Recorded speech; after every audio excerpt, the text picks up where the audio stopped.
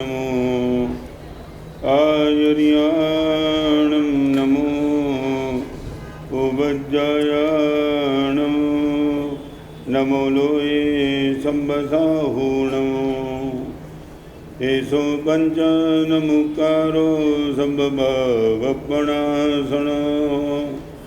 मङ्गलाणं च सम्मे चिम्बडमो हवै मङ्गलम् नमो दुर्वार रागादि वैरिवार निवारिणे हरते योगिनाथाय महावीराय दायिने जय जगजीवजोनि वियाणो जगगुरु जगानंदो जगनाहो जगबंधु जय जगप्रिया मोहो भैवो जय सुवर्णं बभव तित्तरणो पश्चिमो जय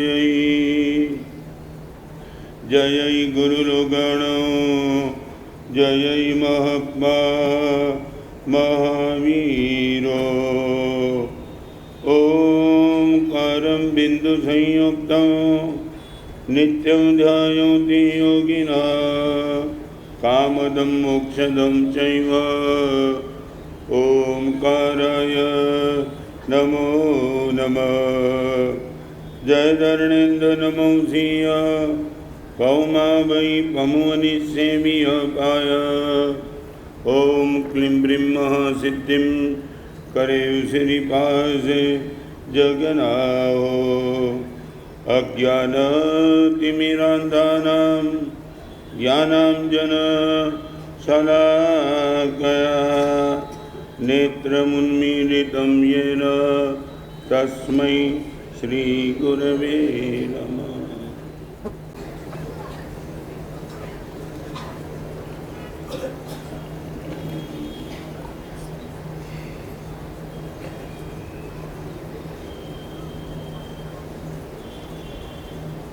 सुकरात के पास एक आदमी आया और आदमी ने अपने मन में जो एक शंका दी वो शंका की अभिव्यक्ति कर दी। मे भी पॉसिबल ये शंका शायद आप सबके मन में भी हो। आदमी ने सुकरात को इतना ही कहा कि आप ये बोलते हो कि अच्छे आदमी को जीवन में सुखी मिलता है और गलत आदमी को जीवन में दुख मिलता है। आपसे एक प्रश्न मैं पूछना चाहता हूँ। सुकरात को आदमी ने पूछा, एक आदमी ऐसा है जिनके में कभी गलत ट्रैक पे गया नहीं, पवित्र इनकी जीवन की मोनोपोली थी, उदार था, सरल था, नम्र था, मगर समाज में उनकी आज कोई गुडविल नहीं है। झोपड़पट्टी में रहता है, कहीं लेट जाता है तो उनको कोई आगे बैठने के लिए देता नहीं है, और न मालूम सर्वत्र उनकी उपेक्षा हो रही है। एक आदमी एक नंबर का चोर है, हर तरीके का गलत धंधा कर रहा है, मगर लाखों करोड़ों रुपए का मालिक है। समाज में उनकी प्रतिष्ठा है, जहाँ भी जाता है लोग इनको बुलाते हैं। आप ये कहते कि सज्जन आदमी कभी दुखी नहीं होता और दुर्जन कभी सुखी नहीं होता है। हमारी आंखों के सामने वो दिखाई रहा है। अच्छे आदमी के जीवन में दुख ही दुख है और गलत आदमी के जीवन में सुख ही सुख है।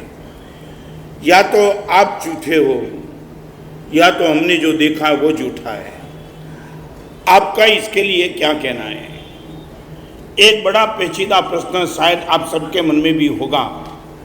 महाराज साहब, आज के ज़माने में अच्छे रास्ते पे चलने वाले को जीवन में सुख नहीं मिलता है। सारी दुनिया उनको हैरान हैरान हैरान परेशान कर देती है, और झूठ बोलने वाले को महाराज साहब दुनिया में कोई दिक्कत नहीं, हर जगह वो मजाक कर रहा है। सुकरात को जो प्रश्न पूछा शायद आपके मन में भी होगा। मैं सबसे पहले सुकरात ने उनका जवाब क्या दिया वो फिर बताना चाहता हूँ, मगर आपके सामने यदि ये प्रश्न हो, आप इनका क्या जवाब दे सकते हो?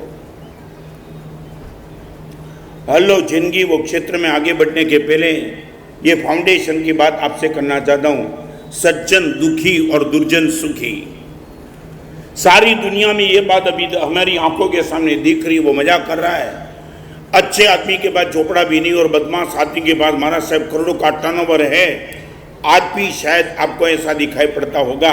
मैं आपसे पूछना चाहता हूँ, आप इनका समाधान क्या कर सकते हो?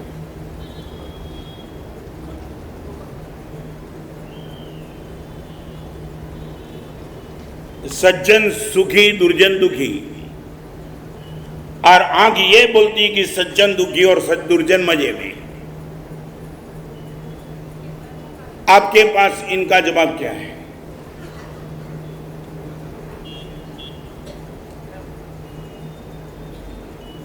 पहले प्रश्न मुझे जवाब क्या है नहीं, मगर सुकरात को जो आदमी ने प्रश्न पूछा वो प्रश्न आपके मन का भी है पक्का?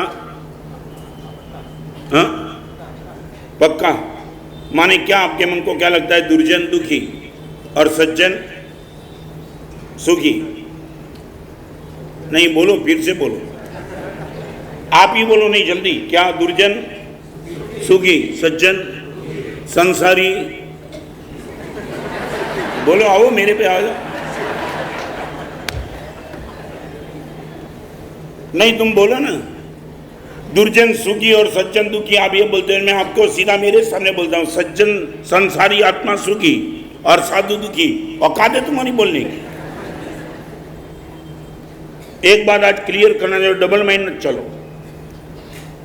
और एक बात मैं आपसे भी आज गंभीरता से कहना चाहता हूं, धर्मी आदमी को यदि पापी आदमी का सुख आकर्षित करता है, उनका धर्म कभी भी छूट जाएगा। मैं रिपीट करना चाहता हूं, जो धर्मी आदमी को पापी आदमी का सुख आकर्षित करता है, वो धर्मी आदमी का धर्म कभी भी छूट जाएगा। मैं साधु होकर नंगे पैर विहार करते करते मेरे पैर में से कभी खून भी निकला है। मैं क्लियर करना चाहता हूं, नंगे पैर विहार करना कांटे और कांकरे के रास्ते पे तो खून निकलेगा। और एक बात मैं बताना चाहता हूं, ये नंगे पैर विहार करते करते तुम्हारी BMW की गाड़ी बाजू में से जा रही है और उनको देख करके मेरे मन में कभी भी ये भाव आ गया कि नंगे पैर चलने वाले से ये BMW गाड़ी में घूमने वाले बहुत सुखी है, मेरा साधु जीवन कल छूट सकता है। यदि नंगे पैर चलने में मैं दुख महसूस करता हूं और तुम्हारी BMW गाड़ी में सुख महसूस करता हूं, मेरा साधु जीवन जोखम में। शादी करने के बाद मेरे पास हस्तक्षेप न खाने वाले कपल, शायद सौंदर्यवान हो चाहे रूपवान हो, उनको देख करके मुझे लगता है ये सुखी है, तो मैं ब्रह्मचर्य का पालन करने वाला दुखी हूं, मेरा कभी भी ब्रह्मचर्य छूट जाएगा। I would like to ask you, आप क्या मानते हो, धर्मी से पापी सुखी है मानते हो तो आपका धर्म जोखिम में थोड़ा ज्यादा भी करते हो तो? पहले ये कंसेप्ट क्लियर करो, धर्मी दुखी और पापी सुखी है यदि आपकी मानसिकता है तो आप धर्म के क्षेत्र में आपका प्रवेश 100% नहीं है। चाहे आप कर भी देते हो तो दुनिया को दिखाने के लिए कुछ करते हो कि ठीक है कुल परंपरा है कि मंदिर में जाना चाहिए, मगर भगवान आपके हृदय में अभी तक नहीं आया है। पहले ये क्लियर कर दो, फिर सुकरात ने क्या जवाब दिया मैं देता हूं। आप जल्दी आगे चलो, आप क्या मानते हो? पुखरा जी क्या मानते हो? हृदय से बोलो।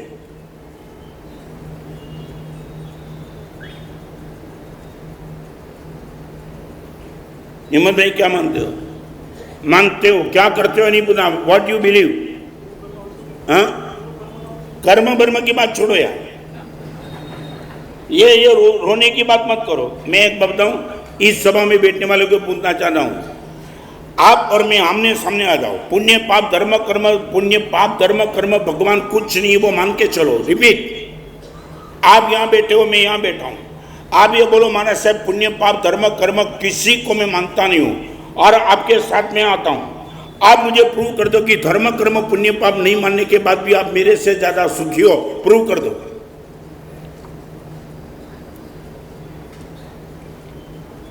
गत जन्म की बात ही मत करो, इसी जन्म की बात करो। एक लड़की 25 साल की हुई, शादी नहीं करती थी, कि लड़की की शादी होती तो वो बाजू में 70 साल की डोसी थी। जब भी ये लड़की की शादी होती है ना किसी की, वो लड़की को घर से बाहर बुला के बोलती थी, देख अभी तेरा नंबर है। किसमें? शादी में। वो लड़की की मन में सदा शादी नहीं करना है, मगर ये 70 साल की बुढ़ी बार बार ये बोलती थी, किसी की भी शादी हो तो बोले तेरा नंबर है, तेरा नंबर। लड़की ने बोला माँ रहने दो ना, मजाक मत करो ना, शादी करना न करना मेरा निर्णय, मैं जब करना चाहूंगी कर लूंगी, मगर आप बार बार टॉर्चरिंग क्यों कर दो? और वो दोषी ने न मालूम क्या पक्का कर दिया, टॉर्चरिंग करूंगी करूंगी करूंगी करूंगी। और वो लड़की ने ठान ली कि एक बार इनको भी मैं दिखा दूंगी। और हर शादी में वो लड़की को दिखा दे, देख अभी 13 नंबर, अभी 13 नंबर, अभी 13 नंबर। और एक दिन ऐसा हुआ अपार्टमेंट में 80 साल की बुढ़ी का डेथ हो गया, समझ गए, बोलू अभी आ गया। वो 70 साल की डोसी घर में बैठी थी, बाहर उठा के लाया, माँ जी अभी आपका नंबर, कभी बोलना बंद कर दिया। चलो ताकत है तो बोलो आ जाओ। तुम ये मानते हो कि साधु बनने के बाद मैं अगले जन्म में अच्छी जगह पे जाऊंगा। मैं अगली जन्म की बात करना नहीं चाहता हूँ, आपके सामने हूँ। आप प्रूव कर दो कि महाराज साहब आपसे ज्यादा मैं सुखी हूँ, मैं इनाम देने के लिए तैयार हूँ। एक बात करो, आज जुगाड़ खेलना है प्रसन्न भाई, आज एक बात करो, तुम मेरे से ज्यादा सुखी हो, बोलो मैं ये कपड़ा उतारने के लिए तैयार हूँ, और मैं तुम्हारे से ज्यादा सुखी, मैं प्रूव कर दूं तुम्हारा कपड़ा। आ जाओ मैदान में आमने सामने, आज हो जाए हिंदुस्तान पाकिस्तान की। इतने पढ़े लिखे लोग मुझे चैलेंज नहीं कर सकते एक साधु को, कर लो ना, क्या ताकत है। चेंज क्या लगता है, ओपन चैलेंज क्या है, क्यों, सच बोलो क्यों। पुण्य पाप धर्म कर्म किसी को नहीं मानने वाले तुम और मैं तुम्हारे साथ अगले जन्म के लिए मैंने दीक्षा नहीं ली। एक बात समझ लेना, अगला जन्म जो भी आएगा वो आएगा, देख लूंगा।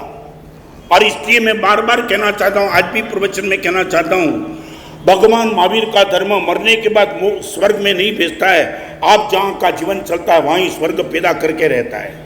We are in heaven, we would not like to go in heaven. बराबर है, आगे चलूं, आपके पास नो आंसर, जल्दी पराजय स्वीकार कर लो, नहीं ना, हाँ क्या है, हार गए माने धर्मी दुखी और पापी सुखी।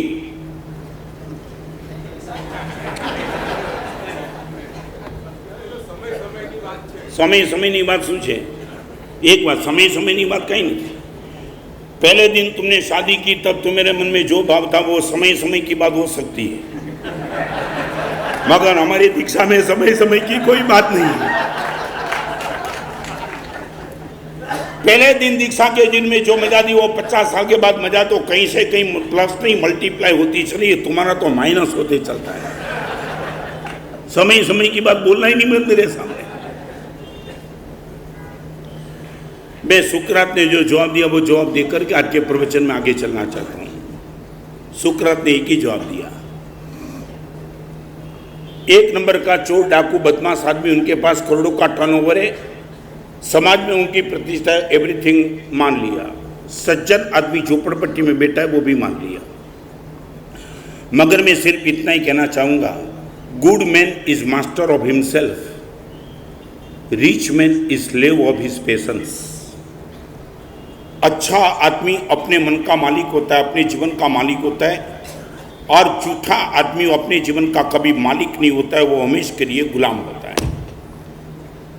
सारी दुनिया में यदि अच्छे आदमी की सबसे बड़ी पहचान is the master of himself. क्या करना, दुखी होना कि नहीं, सुखी होना कि नहीं, पतन के रास्ते पे जाना कि नहीं जाना, वो आई डिपेंड, मैं तय करता हूं। और गलत आदमी कभी अपने मन का मालिक होता नहीं, वो सारी दुनिया उनको जहाँ भगाती है वो भगता है। रिपीट करना चाहता हूँ, गाड़ी बंगले और मोटर वो सुख का कोई कारण नहीं, और झोपड़पट्टी वो कोई दुख का कारण नहीं है। दुख का कारण एक अलग है। आप यदि अपने मन का मालिक हो, you are master of himself. Good man is master of himself and rich man is slave of his patience. 24 घंटे वो गुलाम ही रहता है, और अच्छे आदमी को पूछो वो मालिक की तरह रहता है। चाहे उनको गाड़ी मिले या न मिले, चाहे बंगला मिले या न मिले, चाहे इनकम मिले या न मिले, हमेशा के लिए इनके चेहरे की मुस्कान बनी रहती है। ये अच्छे आदमी की सबसे बड़ी पहचान, हेलो जिंदगी। और ऐसी जिंदगी को आप पाने के लिए यदि आपके मन में एक भाव है, नंबर 1 हैप्पी गोइंग। 5 स्टेप आज आपके सामने रखना चाहे, हेलो जिंदगी। आप जिंदगी को यदि हेलो करना चाहते, इस 5 रास्ते पे आपको भी जाना पड़ेगा और मुझे भी जाना पड़ेगा। चाहे आचार्य हो, उपाध्याय हो, साधु हो, कोई भी हो, 5 रास्ते पे जाने वाला ही अपने जीवन को मस्ती से ले सकता है। Number 1 happy going. और एक बात बताना चाहता हूं, आप रीच बनना चाहते हो, आपको निष्फलता मिल सकती है। आप हैप्पी रहना चाहते हो, आपको निष्फलता कभी नहीं मिल सकती है। You can not be reach 100%, you can be happy in any moment. बराबर है। साथ बोलो, ज्यादा दिक्कत क्या है? रीच बनने में ज्यादा दिक्कत कि हैप्पी रहने में ज्यादा दिक्कत? आपको क्या लगता है? सत्य बोलना। आपको क्या लगता है कि जीवन की इस माहौल के बीच में you will like, you would like to be rich, more difficult, what is the difficult? More difficult क्या है, रीच बनना कि हैप्पी बनना? हाँ, रीच बनना मोर डिफिकल्ट कि हैप्पी बनना? वाई? नहीं, हैप्पी बनना डिफिकल्ट कहाँ है? जब आप चाहते हो हैप्पी बन सकते हो तो अब उसमें डिफिकल्ट, आप चाहो तब रीच नहीं बन सकते हो, आप चाहो तब हैप्पी बन सकते हो, तो डिफिकल्ट कहाँ है? क्या है? आप यदि ये बोलते कि माना सर रीच बनने के बाद हैप्पीनेस आती हो तो हम रीच नहीं है। तू बोल, इनका जवाब मैं देना चाहता। क्या लगता है आपको? हैप्पी गोइंग, झोपड़पट्टी में रहने वाला भी मस्त रहना चाहता है, उसी टाइम मस्त रह सकता है, और करोड़ों के बंगले में रहने वाला यदि हैप्पी नहीं रहना चाहता, उनको कोई हैप्पी नहीं कर सकता है। मैं आगे चलना चाहता हूं। पहले ये तय कर लो, माना साहब रीच बनना मेरे बस की बात नहीं है, but if I would like to be happy in any moment, माना साहब अभी भी मैं हैप्पी बन सकता हूं, तो मैं आपको अपना सच बोलो, हैप्पी गोइंग। आपको लगता है कि माना साहब मस्ती यदि मेरी है तो मेरी मस्ती को डिस्टर्ब करने की किसके बाप की ताकत नहीं? माना साहब I am every time everywhere happy. माना साहब ये बोलने की तुम्हारी ताकत। आज यदि तुम्हारी जिंदगी में थोड़ा भी दुख, टेंशन, तनाव है तो किसका तनाव? आप एक बात तो इतनी बड़ी सभा के बीच में एक कोई आदमी मुझे बता दे, ये माना साहब मेरा असली दुख है। असली, आपका कल्पित दुख नहीं, असली दुख। कल्पित माने कल्पना से क्रिएट किया हुआ दुख, वो नहीं, रियली दुख। शायद बोलो, आप मुझे बता सकते हैं कि माना साहब ये मेरा असली दुख है? इतनी बड़ी सभा में बैठने वाला कोई भी मुझे बता सकता है कि हमारा सब असली दुख है? मैं प्रूव कर दूं ये तुम्हारा कल्पित दुख है, ये असली दुख कोई नहीं। आप बोलो।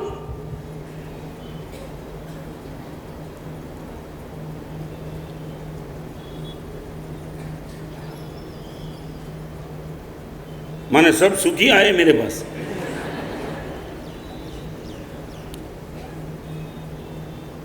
आप बोलो कि माना साहब ये मेरा रियल दुख है। बोलो, कोई भी एक कोई भी बोलो, माना साहब ये रियल दुख है। हाँ, शादी की वो, शायद बोलो शादी नहीं करने वाले भी बहुत मजे में हैं और शादी करने वाले भी मजे में। आपको मालूम नहीं, हमारे पास शादी करने के बाद भी दीक्षा लेने वाले हैं। ये बोलते हैं शादी की वो असली दुख है। किसने बोला था वो दुख आने लेने में? कभी कभी तुम्हारे मन में भी जो भाव है, मैं सच बताऊं, ये सिर्फ तुम्हारा कल्पना का दुख है। मैं आज वो बात बताना चाहता हूं कि क्या हो सकता है। रायपुर वाले आए हैं। मैं 3 साल पहले रायपुर में चातुर्मास करके आया, भव्यतम चातुर्मास।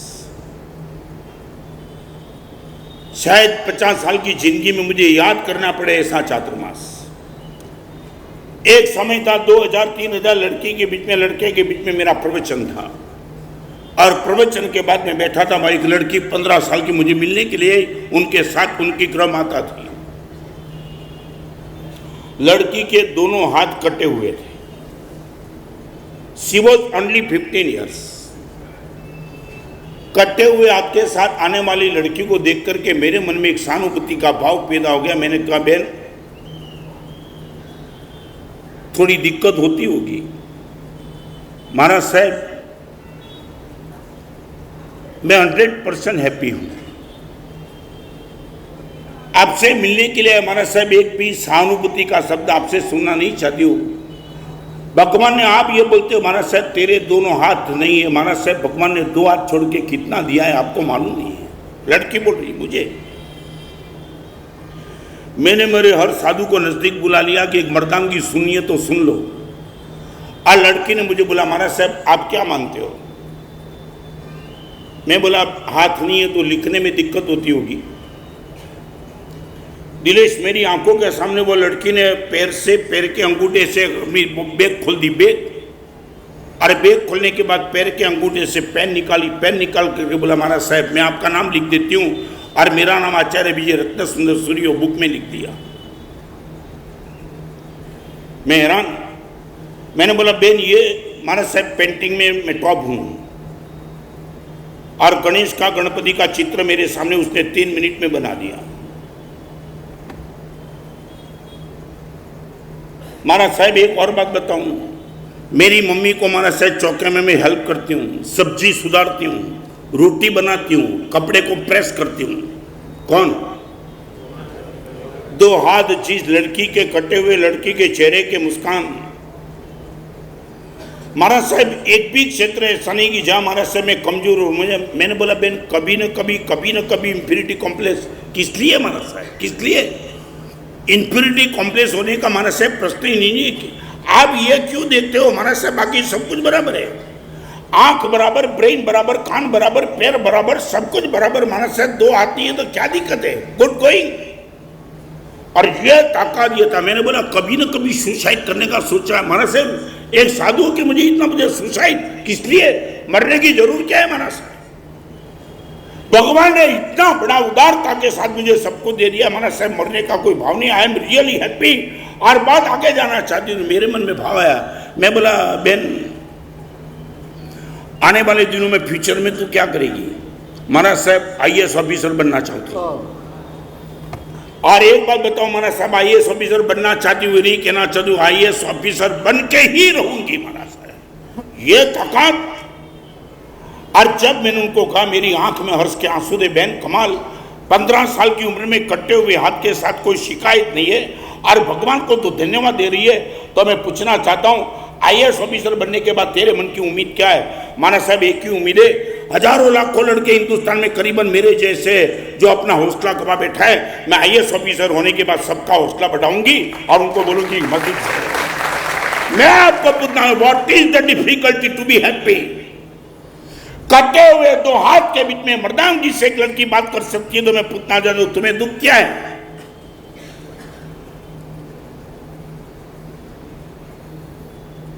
You have to give me answer. पहले ये मन में जो एक बात, मेरे साथ तुम आओ या ना हो, मगर अपने मन के साथ पहले पक्का कर दो महाराज साहब आप जो बोलते हो वो सही है। It is difficult to be rich but it is easy to be happy. पहले ये बात तो पहले मान लो। तुम मानते हो कि नहीं मानते हो?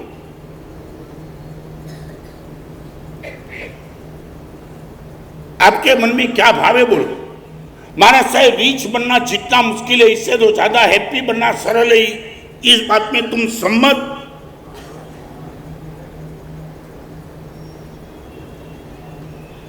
हाँ कि ना? ओके, तो अभी मैं पूछना चाहता हूं ना, what is the goal of your life, rich और हैप्पीनेस?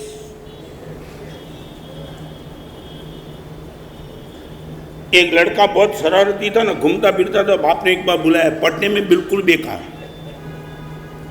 बाप ने एक बार सिंसियरली बुलाया, बेटा बेस बाजू में, एक बात बताओ बेटा, गोल्डन लाइफ है तेरी, ये जो चल रही ना मस्त है, ये काम करना, थोड़ा पढ़ाई कर।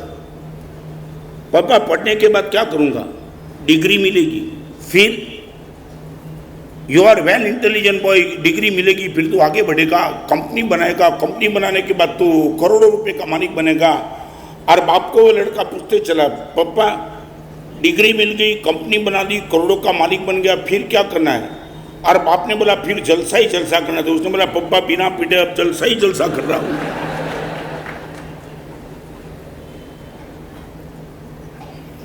हेलो, जिंदगी का सबसे पहले number step, you can be happy in every situation. You are ready? आपके मन में कोई भी शंका है जो प्रवचन में मैं क्लैरिफिकेशन कर दूंगा, ये तो मैं पूछना चाहता हूं, हैप्पी बनना आपके हाथ में, फिर भी दुखी क्यों बनते हो?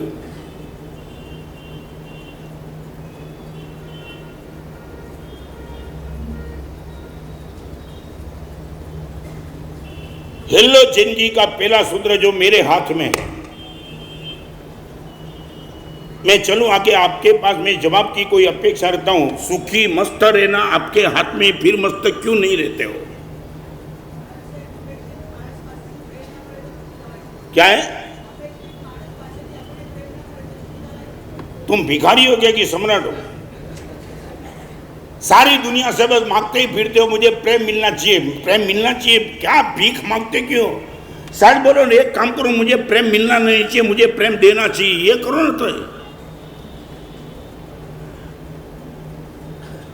आपको मालूम नहीं, पुकरा जी, किसी के घर पे तुम जाओ, भिखारी बन के जाओ ना, तो उनका घर का दरवाजा बंद कर देगा। सम्राट बन के जाओ, घर का दरवाजा खोल देगा कि नहीं खोलेगा? खोलेगा कि नहीं खोलेगा?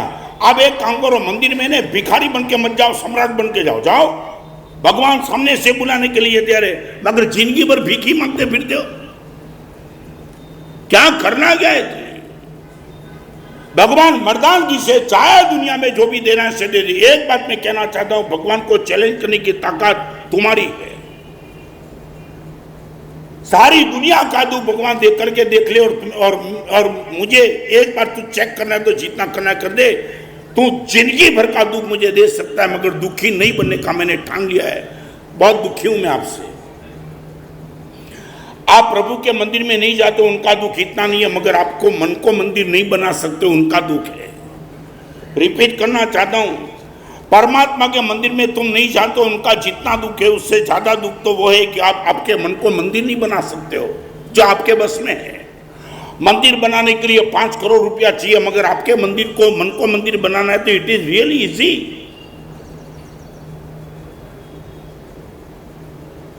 चलो आगे। पुकरा जी, जवाब नहीं मिला। शायद बोलो, अभी आगे चलना चाहता हूं, दूसरे नंबर के स्टेप नंबर पूछना चाहता हूं, आपकी यदि चले, आप क्या बनना चाहते हो? भगवान यदि आप पर प्रसन्न होकर के आपको बोले जो चाहे वो देने के लिए तैयार हो, आप भगवान से क्या मांगो?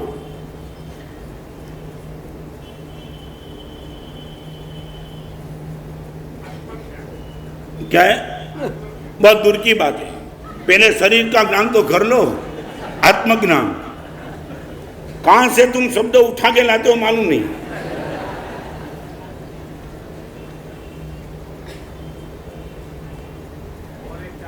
क्या है? देखो, ये मैं पूछता हूं कि भगवान आपको पूछे कि मेरे से जो चाहे वो मांग लो, आप क्या मांगो? तो बोलते कि एक और चातुर्मास। और भगवान मुझे पूछे कि बरोड़ा में एक चातुर्मास तूने तय किया, अभी दूसरा करने का भाव है, तो मैं क्या जवाब दूंगा वो बताऊं अभी?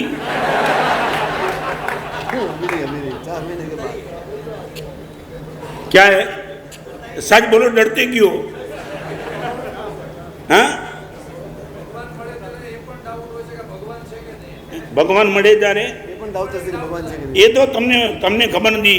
હું આવા તમારા જેવા જે ઘણા મળે છે ને, મને वो बोलते महाराज से भगवान भी है कि नहीं, उसमें डाउट। मैं बताऊं, राजकोट में एक लड़का मुझे मिला था और उसने बोला महाराज साहब मैं राम को नहीं मानता हूँ। मैं बोला रावण भी नहीं मानता था, उसमें कोई फर्क नहीं पड़ता है।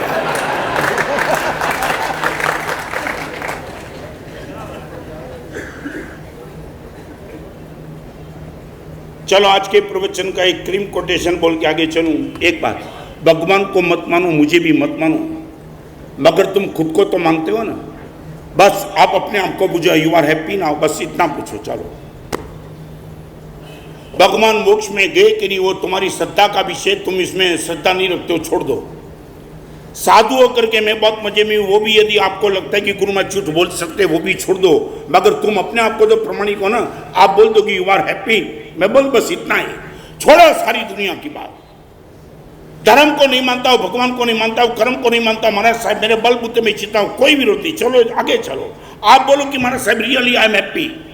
समय कोई भी हो, स्थिति कोई भी हो, स्थान कोई भी हो, संयोग कोई भी हो, मेरी हैप्पीनेस को डिस्टर्ब करने की किसके बाप की ताकत नहीं। बस इतना बोलो, मान लिया मैंने आपको। भगवान को चैलेंज क्यों कर दो? खुद के ओपिनियन को, एक्सपीरियंस को चैलेंज करो ना। 5 गाड़ी 4 बंगला होने के बाद भी अंदर तनाव तनाव तनाव लेकर के बैठा क्यों? ये तो चेक करो, ये तो पूछो किसको।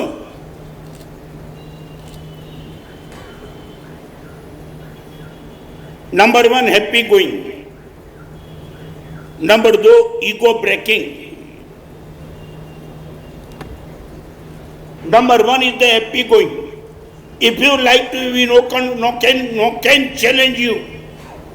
सारी दुनिया में आपको कोई चैलेंज करने की क्षमता नहीं देता। Number 2, ego breaking.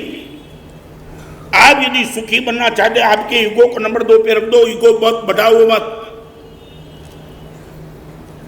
साथ बोलो, यहां बैठने वाले को पूछना चाहते हो, आपके ईगो को लेकर के आप बाजार में जाते हो, मान लिया। आप कोई संस्था में जाते हो, मान लिया। मगर मंदिर और उपाश्रम में आप ईगो को लेकर के नहीं आते हो, इतना गारंटी देने के लिए तैयार हो। आपके माँ बाप, आपके पिताजी के पास, आपकी माँ के पास, आपकी पत्नी के पास, आपके बेटे के पास आपका ईगो हाइट नहीं करता है, वो बोलने के लिए तैयार हो। छोड़ो तुम्हारी ईगो की बात। चाहे मैं कितना भी प्रवचन करूं, लाखों लोगों के सामने प्रवचन करता हूं, मगर गच्छाधिपति जय गोस्वामी मिलते नतमस्तक होके आंख में आंसू आ जाते हैं। अनंत उपकार साहब आपका। 4 चौपड़ी पढ़े लिखे वो गच्छाधिपति, इनके चरण में हम जैसे 550 झुक जाते। वहां ईगो, भगवान के मंदिर में ईगो, गुरु के पास ईगो, बाप के पास, मां के पास, भाई के पास, पत्नी के पास, बेटे के पास, सभी के पास तुम्हारा ईगो। कोई तुम्हारे ईगो को तोड़ने वाला, मैं यदि तुम्हारे ईगो को तोड़ूंगा, तुम बोलेगे आज से गुरुदेव के पास जाने का मन। यह तुम्हारी बदमाशी।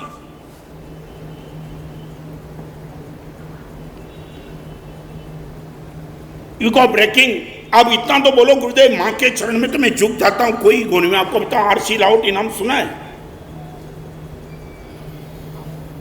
सुप्रीम के चीफ जस्टिस एक्स। 4 साल में दिल्ली में रहा, तो दिल्ली में रह करके मेरा जो मिशन चला उसमें आपका कोई कमाल का सहयोग रहा। जिनको 10 मिनट मिलना मुश्किल हो सकता है, वो 2-2 घंटे तक मुझे मिलते थे, मैं इनको मिलता था। और मैंने कहा कि लाहोटी साहब, रमेश चंद्र लाहोटी साहब, आपके जीवन का कोई एक मस्त प्रसंग में सुनना चाहता हूं। बड़े शालीन, बड़े नम्र। आपको बताऊं, मेरी चिट्ठी लेकर के कोई छोटे लड़के को भेजता था लाहोटी साहब के वहां, और लाहोटी साहब को जो पता लगता था, लाहोटी साहब लेने के लिए, वो लड़के को लेने के लिए नीचे आते थे। लड़के को खुद के बाजू में बिठा के चाय पिलाते थे। और सबसे बड़ी बात, आप गुरुदेव की चिट्ठी लाए हो? हाँ। वो चिट्ठी कबर रखते थे, नमस्कार करते थे, कबर को सर पे लगा के, और फिर बड़ी शालीनता से कबर खोलते थे। ये लाहोटी सुप्रीम का चीफ जस्टिस एक साधु के सामने ईगो नहीं था इनका। महाराज साहब, आपने मुझे बताया तो मैं आपको बताना चाहता हूं कि जिस दिन महाराज साहब मेरी शपथ विधि हुई सुप्रीम के चीफ जस्टिस के नाम से, आप साधु बन गए, मगर हिंदुस्तान में 3 पोस्ट महाराज साहब जबरदस्त, राष्ट्रपति की, पीएम की और सुप्रीम के चीफ जस्टिस की, एक पोस्ट मुझे मिल रही थी। राष्ट्रपति भवन खचाखच भरा हुआ था। और महाराज साहब शपथ विधि शुरू हुई। मेरी आंखों के सामने महाराज साहब मेरी मां बैठी थी।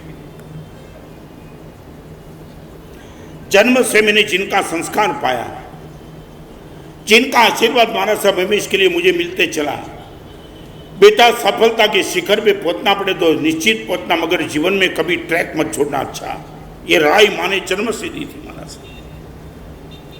मां सामने बैठी थी,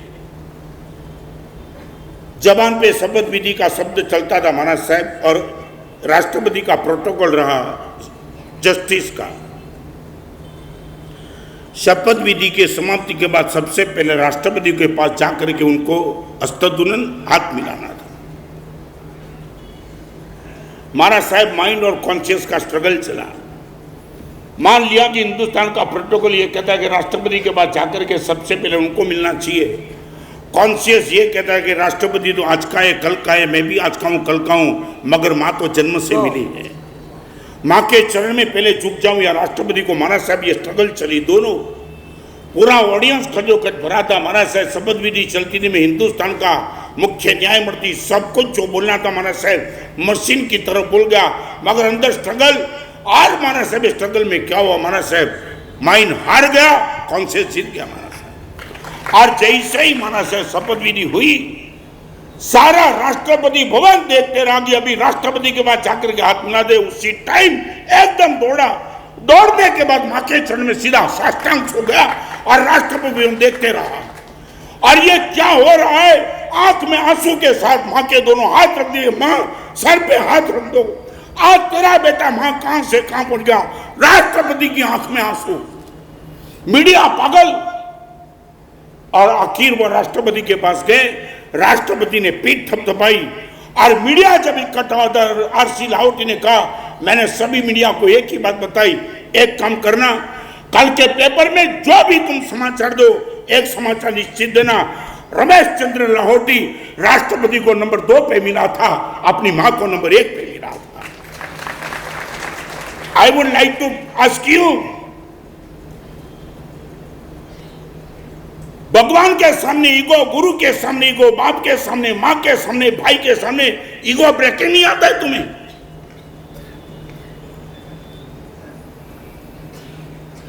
बाऊ सास के सामने, देरानी जेठानी के सामने, भाई भाई के सामने तुम्हारा ईगो इतना तुम हाइट पे रखेंगे? है तुम्हारे पास क्या ईगो को पुष्ट करने के लिए?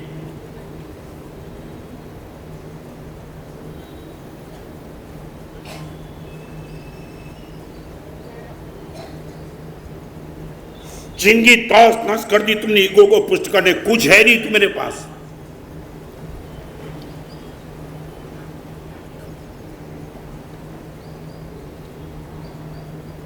मेरे गुरुदेव भुवन भानु सिंह जब मेरी आंखों के सामने आते तो मैं उनके सामने रहता हूं, इनकी चरण में बैठने की भी योग्यता मेरे पास नहीं है। वर्षों पहले भुवन भानु सूरी महाराज ने बंबई तक अभियान किया और 1 साल में 30 दीक्षा की, 1 साल में 30। आज लाखों लोगों के बीच में प्रवचन करने वाला रत्न सुंदर एक चातुर्मास में 30 लोगों को जिंदगी भर रात्रि भोजन त्याग नहीं करा सकता है। ये मेरी औकात और ये थे मेरे गुरुदेव। कौन हूं मैं इनके सामने? 2 लाख 5 लाख 5,000 की भीड़ इकट्ठी हुई, इसलिए तुम मानते हो कि रत्न सुंदर प्रवचन करे? भूल जाओ, वो ताकत जो भुवन भानु सूरी महाराज के पास थी, 1% ताकत भी मेरे पास नहीं है। मैं इनके सामने इको करके बैठूंगा?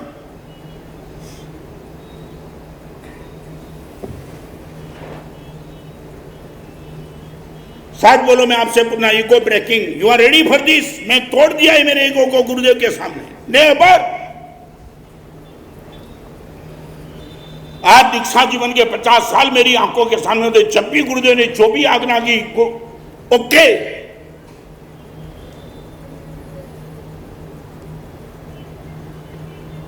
Number 1 is the happy going, number 2 the ego breaking. शायद बोलो, मैं आपको पूछना चाहूँ, इतना तय करेंगे बस 2-4 स्थान छोड़ दो ईगो के लिए, 2-4 जिंदगी भर के लिए नहीं, 2-4 तो छोड़ दो। महाराज साहब, भगवान के सामने मंदिर में जाऊंगा, ईगो छोड़ के जाऊंगा, गुरु के पास जाऊंगा, ईगो छोड़ के, मेरी माँ और मेरे पिताजी के चरण के बाद बैठूंगा ईगो छोड़ के, मेरी प्यारी पत्नी के सामने महाराज साहब ईगो नहीं रखूंगा, मेरे बेटे के सामने ईगो नहीं रखूंगा। इतने स्थान तो छोड़ दो कम से कम।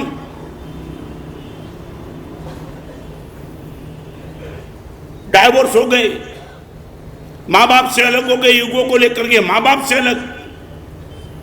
और जहां तुम्हारा ईगो पुष्ट नहीं हुआ, गुरु के पास आने के बाद तुमने गुरु को भी छोड़ दिया।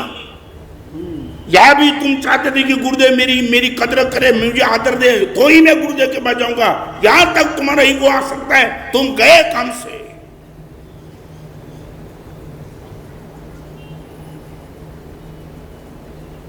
शायद बोलो, करीबन you are ready for this. चलूं आगे। सुरेश जी बराबर बोला मैंने।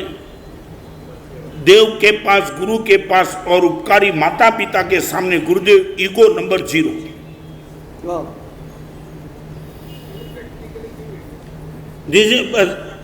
प्रैक्टिकली का प्रश्न नहीं, बस उनके उपकार को आंखों के सामने रखो। और एक बात बताऊं, 2G आया, 3G आया, 4G आया, और आने वाले दिनों में शायद 5G और 6G भी आएगा। मगर सभी जी को ओवरटेक करने की 3 की ताकत है, वो माता जी, पिताजी और गुरु जी। वो जी को कोई ओवरटेक नहीं कर।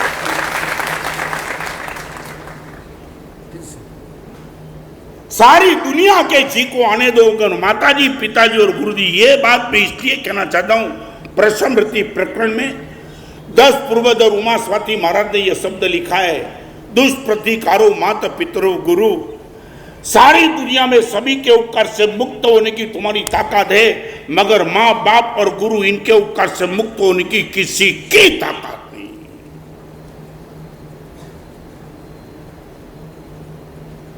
Ego breaking.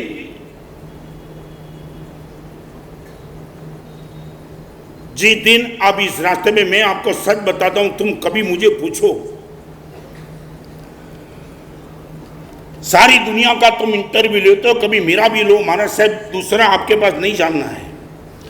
आपके पास ये प्रवचन शक्ति, लेखन शक्ति कैसा ही नहीं जानना चाहता हूं, मगर महाराज साहब आपके पास ये हैप्पीनेस की ताकत कहां से आई, I would like to know from you.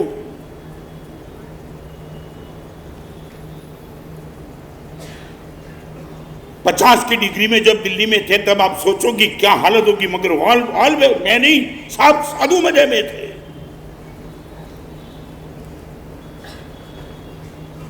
सच बोलो, इतना करेंगे पक्का?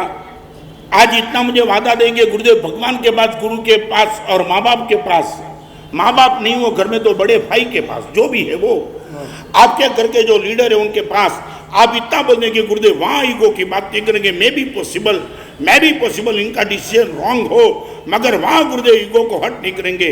पक्का? आगे चलूं? जय बराबर।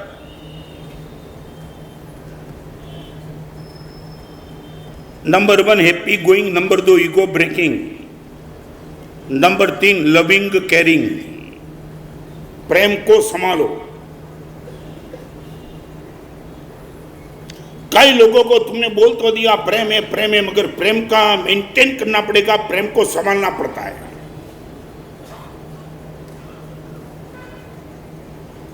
सच बोलो, आपको लगता है कि जिन पर भी आपका प्यार है उनको संभालते हो आप? रिपीट, थोड़ा सोच के पूछता हूं आपको, जिन पर आपका प्यार है आप इनको संभालते हो? Loving caring.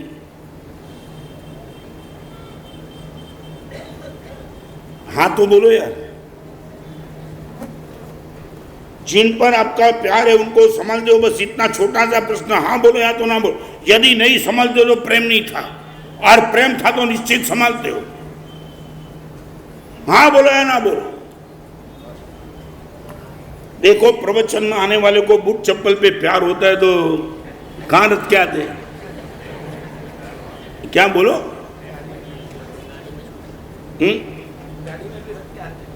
गाड़ी में भी रखते हैं? क्यों?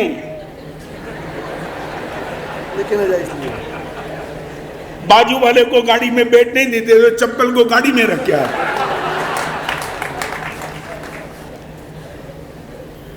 नहीं, मुझे बताओ, लविंग केयरिंग सीधी बात। मुझे बरोड़ा के सामने प्रवचन करने में कभी समझ में नहीं आता है, बहुत जटिल है बरोड़ा वाले। क्या है अनुभव सही है? वो क्या है? पढ़े लिखे।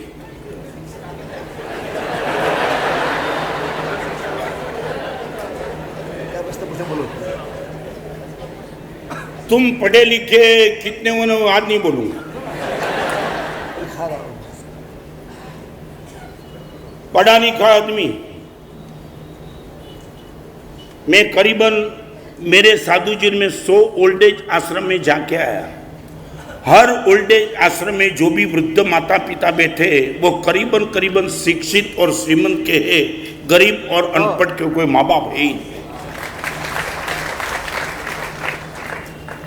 तुम पढ़े लिखे, और एक बात मैं आपसे भी कहना चाहता हूं, फिर से रिपीट, 2 बार सुन लेना। आपके बेटे और बेटी को इतना लायक कभी मत बनाना। फिर से, आपके बेटे और बेटी को इतना लायक कभी मत बनाना आपको खुद को नालायक मानने लगे। आज वो स्थिति पे तुम गए हो।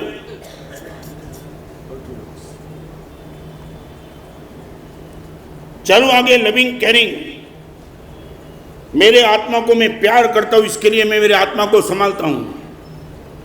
चलने में नीचे देखता हूं क्योंकि आत्मा का स्वास्थ्य डिस्टर्ब होगा। झूठ बोलता नहीं हूं क्योंकि आत्मा का स्वास्थ्य डिस्टर्ब होगा। विजातीय स्त्री सामने आती है, नीची दृष्टि से चलता हूं, मुझे मालूम है आत्मा का स्वास्थ्य डिस्टर्ब होगा। मैं आपको पूछना चाहता, आप जिनको भी प्यार करते हो उनको संभालते हो, बस इतना बोलो। आपके बेटे को प्यार करते हो, संभालते हो बेटे को?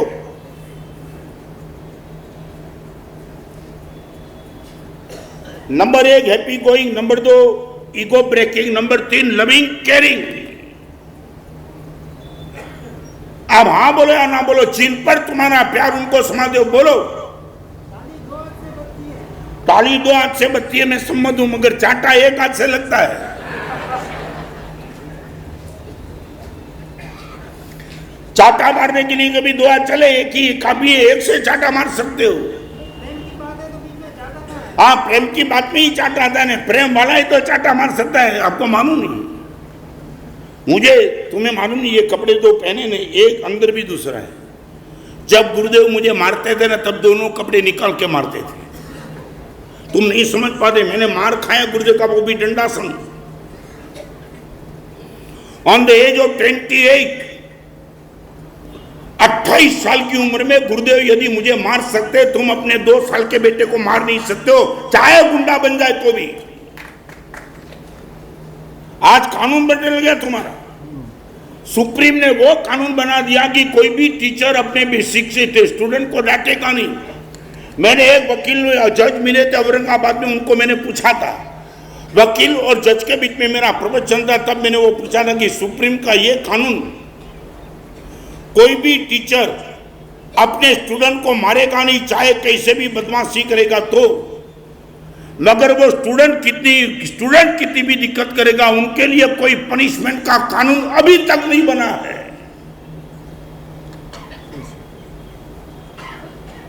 पत्नी के साथ डाइवोर्स के लिए उनको कुछ पेमेंट महीने में करना पड़ता है, मगर जो लड़का अपने बाप को ओल्ड एज आश्रम में भेजता है, उनके लिए कोई कानून नहीं बना है।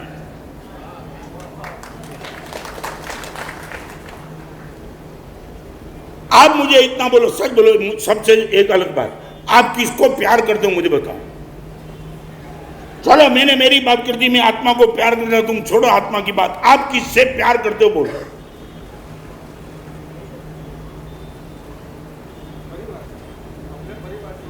क्या है? परिवार से, मानो उनको संभालते हो। क्या है? हाँ, मैं कैपेबिलिटी की बात कर रहा हूं, कैपेबिलिटी की बात करता हूं। शायद बोलो जानबूझ करके तेरी पत्नी चाय में शक्कर नहीं डाले, फिर भी कैपेबिलिटी संभालने की नहीं बोलो। और एक बात बोलो, प्रेम की कसौटी प्रतिकूलता में ही होगी। सामने वाला आपके खिलाफ जाता है, तब भी यदि आपका प्रेम बना रहता है, मैं गारंटी के साथ कहना चाहता हूं, लविंग केयरिंग। हमारे गच्छाधिपति 80वें साल में प्रवेश कर रहे 2 दिन में। एक दिन आपको गुरुदेव भुवन भानु सुरीश्वर जी महाराज ने बुलाया और गई जयघोष महाराज को एक पेन दी, अच्छी पेन। जयघोष, ये पेन सिर्फ और सिर्फ तेरे लिए। आपने शायद देखा होगा, वो पावन मूर्ति का आपने दर्शन भी किया होगा। नतमस्तक होकर के गुरुदेव की कोई भी आज्ञा को ना नहीं बोलने वाले गच्छाधिपति ने वो बात को ना बोल दी, गुरुदेव मेरे से नहीं होगा ये काम। जयघोष नहीं क्यों होगा, मैं कहता हूं। बाहर से कोई अच्छी पेन दे करके गया, ये पेन तुझे रखना है, मैं कहना हूं तुझे ही रखना है, क्योंकि पेन तेरे योग्य और तुझे किसी को, गुरुदेव ये आपकी आज्ञा का पालन मेरे से नहीं होगा, मगर नहीं क्यों होगा। गुरुदेव आज्ञा भंग करने का हृदय में कोई भाव नहीं है, मगर हर मुनि भगवान पंच परमिष्टि के पद में बैठे 5वें नंबर के पद में, वो मुनि भगवान का प्यार मुझे इतना है कि मेरे पास बंधन करने वाला ना कोई भी मुनि भगवान इस पेन को देखेगा और उसके बाद उनकी यदि नजर बैठ जाएगी मैं इनको भेंट दे सकता हूं। आप मुझे बोलते हो तुझे छोड़ के किसी को नहीं देना, गुरुदेव ये कंडीशन मुझे मान्य नहीं है। मैं सभी को प्यार करता हूं और जो भी मुझे पसंद पड़े उनको मैं दे सकता हूं। आप देना है तो दो, नहीं तो मत दो, मगर मैं किसी को भी दे सकता हूं। और गच्छाधिपति ने जय गोस्वामी को पेन दे दी, तुझे ठीक लगे उनको देना। Loving is the carrying. मुझे आप इतना बोलो किन पर प्यार करते हो? शरीर पर चलो आगे चलना, एक एक समय बहुत कम है। आपका शरीर पर प्यार जयेश? हाँ बोलो यार। माने इस सभा में बैठने वाला कोई भी गुटखा नहीं खाता है। इस सभा में बैठने वाला कोई भी सिगरेट नहीं पीता है। इस सभा में बैठने वाला रात को 12-2 बजे तक बिजनेस के लिए बाजार में घूमता नहीं है।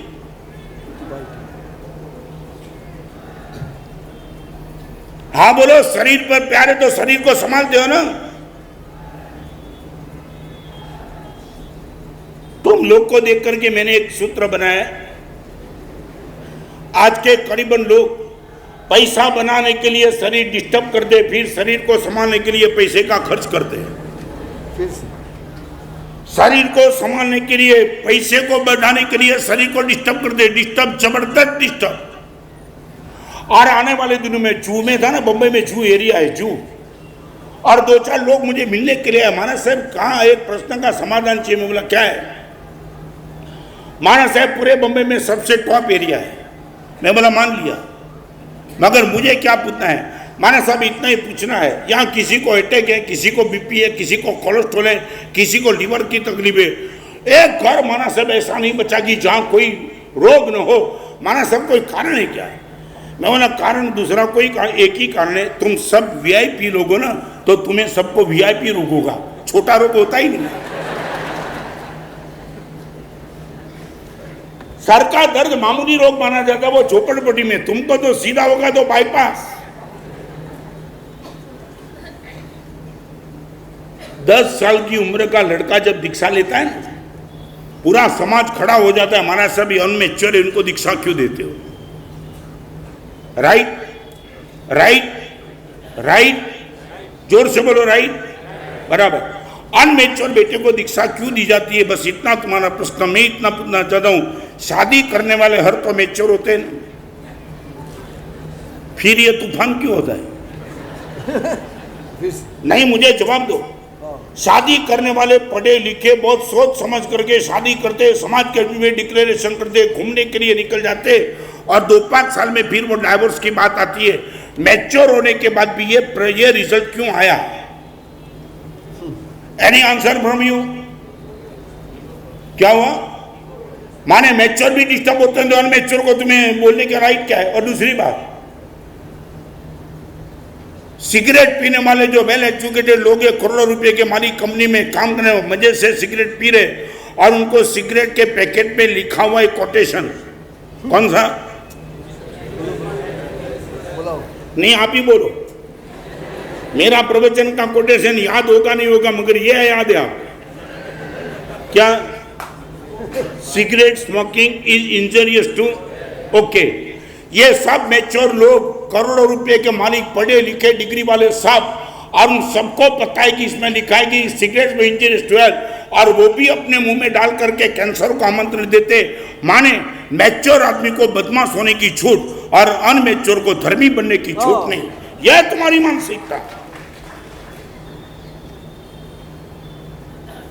और तुम्हारा हर जगह विरोध। कहां? धर्म में विरोध, बाकी कोई जगह विरोध नहीं तुम्हारा। मंदिर बनाने में किसी ने 5 करोड़ का खर्च किया, पूरा समाज खिलाफ मंदिर, इसमें रुपये का खर्च, और पीआईएल की मैच में अब्जों रुपये खत्म कर देते, कोई विरोध नहीं तुम्हारा। आईपीएल की मैच में 1 नंबर का व्यभिचार चलता है, दारू चलता है, लड़कियों चलती है, चीयर गर्ल्स नृत्य करती है, पूरे हिंदुस्तान के कैरेक्टर, वहां तुम्हारा विरोध नहीं, और मंदिर के खिलाफ तुम खड़े हो जाते। औकात क्या है तुम्हारी? महाराज साहब मंदिर बनाने से अच्छा स्कूल बनाने में, बोला तेरी लड़की की शादी करे तब स्कूल बना देना। आपके घर में लड़की का प्रसंग आता है, कोई प्रसंग आता है, वहां कभी स्कूल कॉलेज याद नहीं आती है, और धर्म का कोई भी काम आता है सीधा आपको स्कूल कॉलेज याद आ जाती है।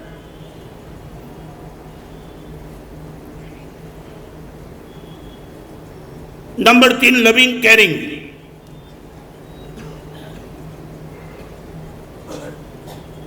प्रशांत क्या कहना है मुझे बताओ ना, किस पर प्रेम तुम्हारा बताओ नहीं यार। हाँ, समझ में नहीं आता तो इतने साल किया क्या?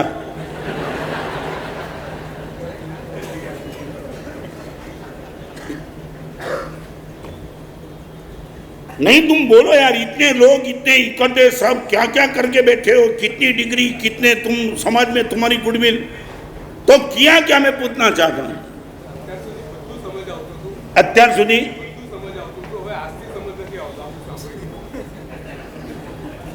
अभी तक सब समझ में आ रहा था।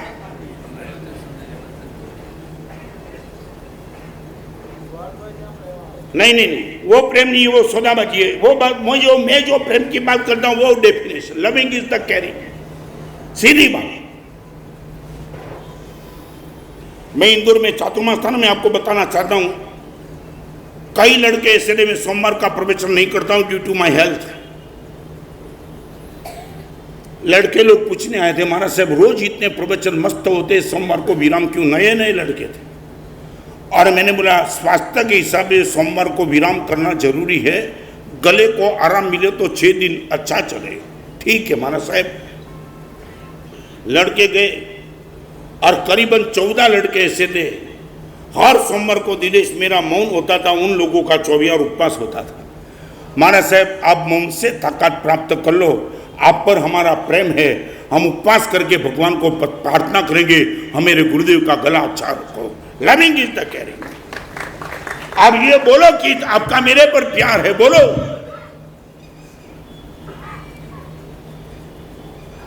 गाड़ी पर प्यार है, गाड़ी को संभाल दो। मोबाइल पर प्यार है, मोबाइल को संभाल दो।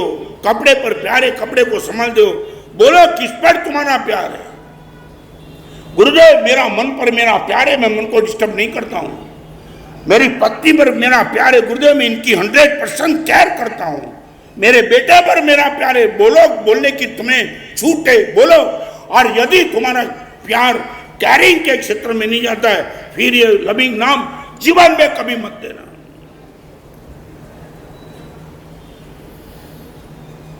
हेलो जिंदगी, आपको मालूम है बताऊं, ये गच्छाधिपति ने आपने मुझे दिल्ली भेजा था। हर 3 दिन में गच्छाधिपति का एक पत्र मेरे पर आता था, हर 3 दिन। रत्न सुंदर महाराज सब छोटे साधु को लेकर के तुम वहां गए। और आपको बताऊं कैरिंग क्या थी। गुजरात अपार्टमेंट के पहले चातुर्मास में मैं इतनी गर्मी में बैठे बैठे गिर जाता था, वो गलत थी। और मैंने गच्छाधिपति को लिख दिया कि साहब यहाँ दिल्ली में रहना मेरे बस की बात नहीं है। मेरा